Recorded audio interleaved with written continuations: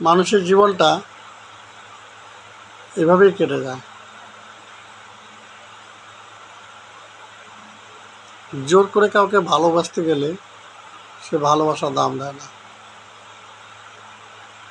জোর করে কারো উপকার করতে গেলে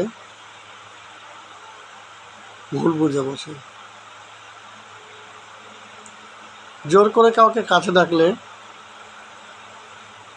অ্যাভয়েড করে। জোর করে কাউকে কিছু ভালো উপদেশ দিলে উল্টা গালি দেয়, বকা দেয়।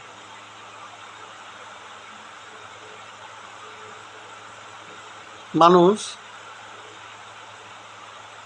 উপকারকে সন্দেহের চোখে দেখে। হয়তো সব মানুষ না, হয়তো সব মানুষ। মানুষ সবখানেই স্বার্থ খোঁজে।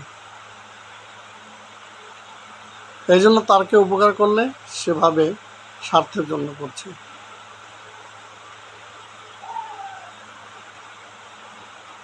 এটা তো চিরন্তন সত্য। নিঃশ্বাস ফেলার সাথে সাথে মানুষের নাম হয়ে যায় মরহুম।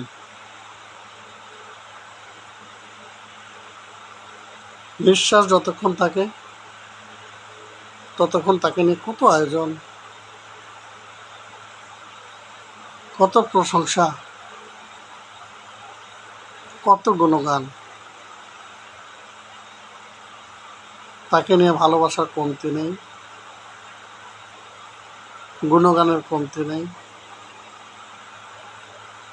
কিন্তু যখনই মানুষটা মরে যায়,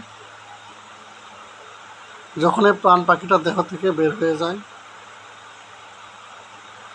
তখন আর কেউ তাকে মনে রাখে না। একজন মনে রাখে, সে হলো মা।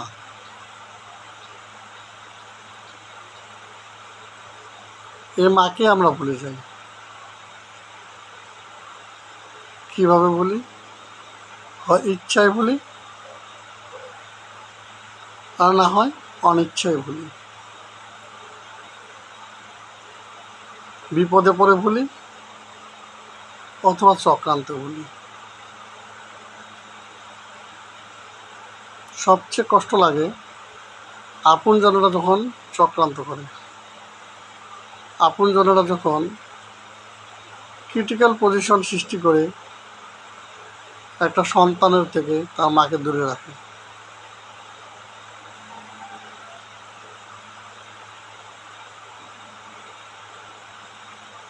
হ্যাঁ মা, তোমাকেই বলছি, বড্ড মনে পড়ে তোমাকে।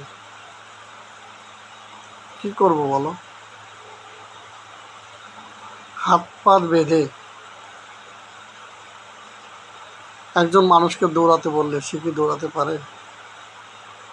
আমার হাত পা বাঁধা। আমিও পরিস্থিতির শিকার।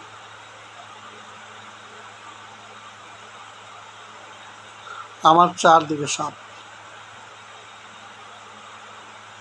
বিষাক্ত আর বর্ণচোরা। এরা মুখে বুকে চুমা দেয়, মা পিছনে মারে ছোড়া।